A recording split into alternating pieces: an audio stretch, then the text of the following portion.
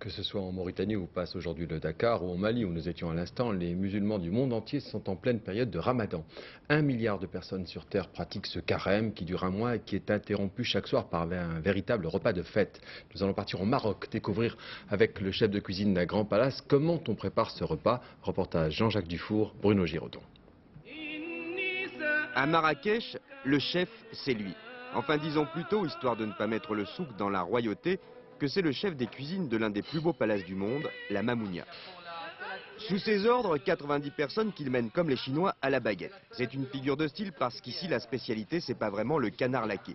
De toute façon, canard ou tagine, en période de Ramadan, pas question de goûter avant le coucher du soleil. On a envie de manger, mais on résiste quand même à la tentation. Et puis, bon, il faut servir les clients. Mais ça va être dur pour vous quand même. C'est un peu dur, mais après, les premiers jours, mais après, ça va tout seul, quoi. On s'habitue à tout, même au supplice de Tantale. Qu'est-ce que vous préparez là? Là, c'est les pigeons braisés qu'on fait pour la pastilla. Un peu d'huile, de la coriandre fraîche, de la cannelle en bois, du safran. Quand on parle d'épices, le poids des mots ne vaut vraiment pas le choc des photos.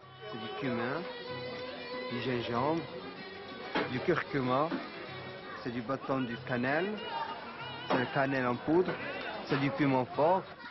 Et ça c'est quoi? Ça c'est du pistil de safran. C'est des fleurs, c'est naturel. Elle donne un couleur jaune mais le goût. C'est délicieux. Délicieux à condition d'avoir le doigté, mélanger les épices, c'est un truc d'artiste. Dans un seul plat, vous trouvez 5 à 6 épices différentes. Donc, si vous mettez une épice en plus, il cache la saveur de l'autre et donc vous n'avez pas un très bon résultat. Tout le monde n'en passant pas pour le salé, une séquence douceur s'imposait.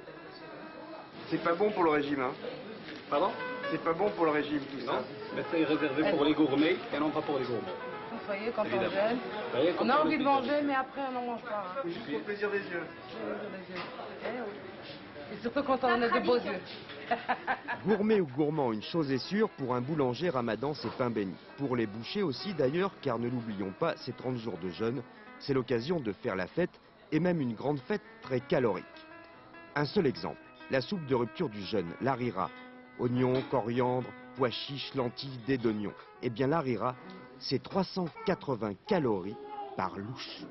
Ah, il ne faut pas en boire 2 ou 3 bols à la fois. Hein. Un bol et demi, ça suffit largement. Hein. Et là vous la trouvez comment la soupe de votre femme? Elle est bonne, très bonne. Très bonne.